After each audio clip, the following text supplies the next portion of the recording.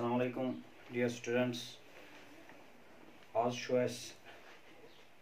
का मैथमेटिक्स पढ़न क्लास 4 तक तो सोन चैप्टर चैप्टर नंबर 6 तो सोन टॉपिक द जंक सेलर तो पेज नंबर 75 ताज किताब तो अस करो स्टार्ट करने ब्रो वन बह थोड़ा कि जंक सेलर क्या गो कमिस वन जंक वन कवाड़ शवाड़ तो जंक सेलर गो कवाड़ कनन वोल सेलर वन बेचने वाला कनन वोल बाई गो हेन वोल बायर गो हेन वोल तो अत मज स्टोरी दत गोत तान किताब मज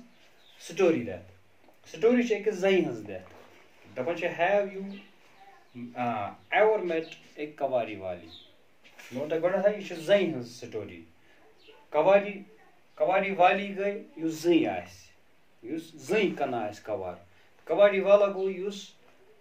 या मोहनिव कवार कना या हेवान तो यतन जई हज अमिस जई क्या नाव अमिस नाव किरण क्या नाव किरण तो वो स्टोरी क्या वन वो गोत वन have you ever met a कवारी वाली a woman who sells junk कवारी वाली गई सह जई क्या करान जंक कना बेजान कना this is a true story told by Kiran दपान यह पुज दलील यह पुज दलील अकिस जई हज दलील यह सह कहानी ट्रू पुज यह जई वन पन दलील हू has a junk shop in Patna यह जई पटन रोजन वाजी अमिस नाव किरण तो यह कवाड़ कना अमिस दुकान कवाड़ दुकान हेवान तो कना कवाड़ तो अम पे वन पन दलील I studied in a Hindi medium school in my village दपान बस अकिस हिंदी मीडियम स्कूल मज पान गामस मज school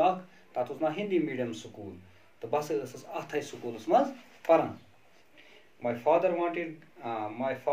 wanted girls to study like boys यह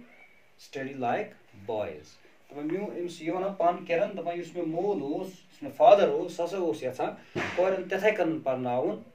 यथ कन अकिस निचिस पर्नावान अकिस तिकज सनिस समाजस मज बुर आदत अलग अलग नजर करान अलग अलग मोहनिस करान लड़कस करान नजर तो लड़की ब्या नजर करान मत पज करुन कहीं ती वन यह गोत दिवान concept of social difference social difference सनिस समाजस मज इवल सनिस समाजस मज चलान जई तो मोहनिस मज या लड़कस तो लड़की मज फर्क यह खत्म कर वन दपान फर्क ना गई कि दपान मोन मोल सह दपान कोर गसन पर्नाय लड़क सद पे तम पे I loved Hindi and science दपान ये स्कूल गसान मे लगा हिंदी तो साइंस ज्यादा पसंद but I had hated math मगर मैथ खना मैथ सत खास लगावा शगावा कह math is the most useful for my work दपान मगर टुडे टुडे क्या गो आज इस पर आज पन यह शॉप चलावान आज लगा हिसाब किताब कर मैथ क्या गोत असल लगान मैथ कह पान मैथ यह बसान यह बोरिंग दपान मगर आज हसा मे मैथ लगान असल आज मैथ लगान जरूरत I could never imagine this in school दपान स्कूल बचपनस मज इंसानस ख्याल मे क्या बुथ कर या बुथ क्या यी मे सत तो मे पाई कि यह मैथ यह लगे मे पगह बुथ पन्ने काम मन जरूरत पे पसान कह सवाल व्हाट अबाउट यू दपान तुह तवा इथे कन तुह तवा मैथ बसान बोरिंग हिू do you also find math difficult what is the most difficult thing in your math book what do you think is the easiest lesson गोडनेथ वन बह यत नसन आव डिफिकल्ट वर्ड डिफिकल्ट मैथ क्या बसान डिफिकल्ट नत सारे मज इंटरेस्टिंग सब्जेक्ट अगर वो सहल सब्जेक्ट मैथ मगर गो थोड़ा समझ गोडनेथ बेसिक ये बेसिक कर मैथ स्टार्ट तुम फर्स्टस मज पढ़ो सेकंडस मज पढ़ो थर्डस या फोर्थस मज गोड़ गस पता आसन बेसिक यह कत पे शुरू गसान मैथ 1 to नंबर्स निश नंबर्स क्या गई नंबरन कस्म नेगेटिव पॉजिटिव नंबर क्या गई गसन पाई आसन तम पे एडिशन सब्ट्रैक्शन मल्टीप्लिकेशन तो डिवीजन गसन इंसानस पाई आसन थर्डस मज तुम पता तत वे मे तुम एडिशन कत कर एडिशन क्या गो एडिशन गो कह चीज हरावन ये कह चीज हरावन तुम पे आम बेसिक कॉन्सेप्ट मैथिक गसन इंसानस आसन क्लियर ये क्लियर आसन तेल बास तुह मैथ यह बास तुम बोरिंग यह बास तुम बोरिंग कहीं वह क्या वन ये अत तामत I studied in a Hindi medium school क्या वन I studied in Hindi medium school in my village. My father wanted girls to stay like boys. I love Hindi and science, but I had hate math. Today math is most useful for my work. I could never imagine this in school. At the time of Kiran as the punch use yel has bus as ekis schools mans bara panis gamas mans yat naw was Hindi medium school तो मे सा लकचारस मे science लगा असल मे हिंदी लगा असल मगर math मे बसान थोड़ा boring अम one bro कुन दलील गोडे वोन मे तुम डिफिकल्टीज थोड़ा वन मैथ्स मज डिफिकल्टीज बेसिक कॉन्सेप्ट्स तुम करो इंशाल्लाह ब्रोह कुन क्लियर तो अम वो वन ब्या आम दलील व्हेन आई वाज यंग दपान ये हसा बह यंग जवान गयस जवान my father died in an accident म्यून मोल सर गुजरिया तमिस हसा गो एक्सीडेंट तो ससा गो निम दुनिया फोत so my mother worked as a servant in some houses वो मोल मूदस वो मोज मदर छस गर मी मज हसा वच अम हसा कर कम यह गसान पत लूकन वन मकान मज गसान एज ए सर्वेंट यह नौकर बनित गसान मिसाल के तौर पर कंस आसे कि गर कह कम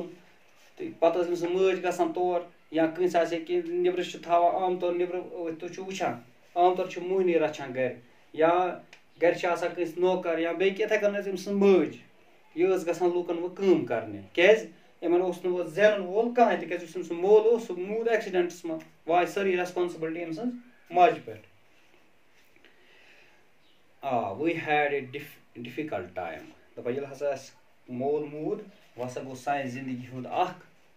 स टाइम स्टार्ट उस हसा डिफिकल्ट वोख थोड़ा तक बिचारन वो कमावन वोल कहें तन I had to leave school after class 8th अच्छु लिखित रोमन नंबर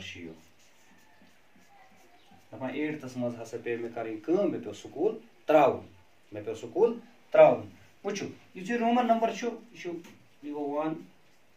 2 3 4 5 6 7 8 9 10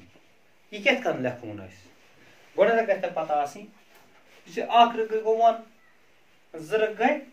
2 इथे कन 3 रग गई 3 तो 5 पे वाता यह गो 5 वालो तक रोजान 4 5 खालो 5 ता गई 6 5 खालो 2 5 2 गई 7 खालो 3 गई 8 इथे कन वातान 10 पे सह गो एक्स ये वालो तक रूद 9 एक्स खालो 10 ता गई कह सह बन कह 11 तो अम पे वन यह दपान ये हसा बह 8th मज वचस मे हसा पे school त्राउन I wanted to study more but my mother got me married तो बस यछान बे पढ़न मगर मे मोज तम हसा कोर मे खानदर My husband's family lived in a mud house दपान ये मे खानदर कोरुक तमन हसा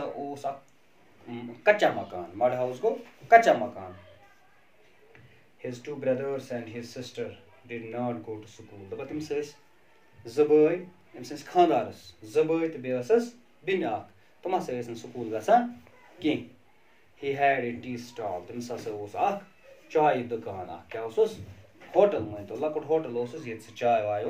कन अतन वन यह ब्या डिटेल अत हेचन मल्टिप्लिकेशन तुम वो बन किन if a person who runs a tea stall earns 300 in a day how much will earn in 10 days ये हेचना बह ब्रोकन फिलहाल वन बह यतन कंसेप्ट ऑफ मल्टिप्लिकेशन क्या कंसेप्ट ऑफ मल्टिप्लिकेशन अतन कंसेप्ट ऑफ एडिशन यतन कंसेप्ट ऑफ मल्टिप्लिकेशन यम मे वो कह डिफिकल्टीज इन मैथ हेचना इंशाल्लाह ब्रोकन